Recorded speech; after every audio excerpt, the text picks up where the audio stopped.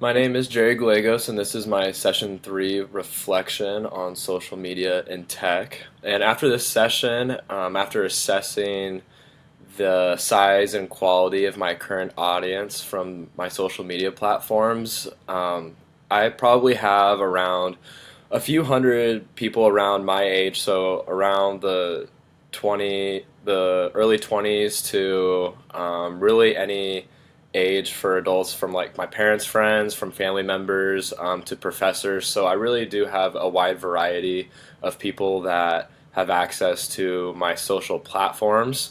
Um, and as far as communicating and managing knowledge through these platforms, I think what I try to do is, and when I post and whatnot, is through just my actions, through things that I go through in my lifetime. Which could be big moments such as like graduations or birthdays or other big celebrations where I can reach out and connect to people on an emotional level. And I feel like, especially with our generation, with a lot of people that like to not necessarily hide behind social platforms, but they like to relate to people or experience moments with the people that they choose to follow. And so that's why people choose to follow certain pages and whatnot because they are able to connect on a certain level with those platforms. And it's very important for people that are posting, for especially people like myself, because according to the studies, there are 90% of people that are on social media. They do not contribute. So they are just scrolling through and they're taking in knowledge and information and they're not doing anything else with it, which is very interesting.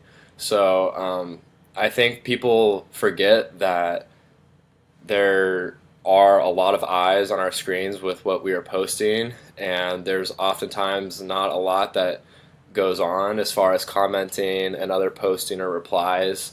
And especially through what I've noticed, until I had to ask an actual question um, for one of the assignments, that was when I was actually getting a lot of feedback. So that was very interesting as well. And as far as trying to influence and motivate a change in behavior, it's something that's very difficult because, especially for this millennial age and social media and how active people are on their social media accounts, I think when in order to change and motivate behavior, I think it can be done through these platforms, but it does take a certain sequence to and behavior to post and create certain things that intrigue people.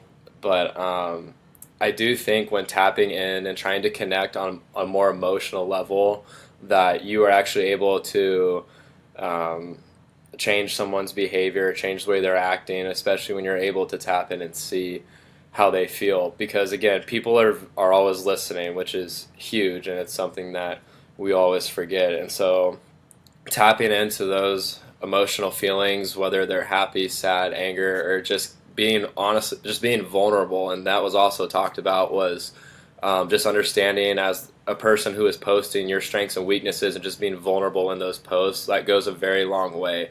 And so I think that's one of the biggest things that could start trending if users just take pride in what they're choosing to post.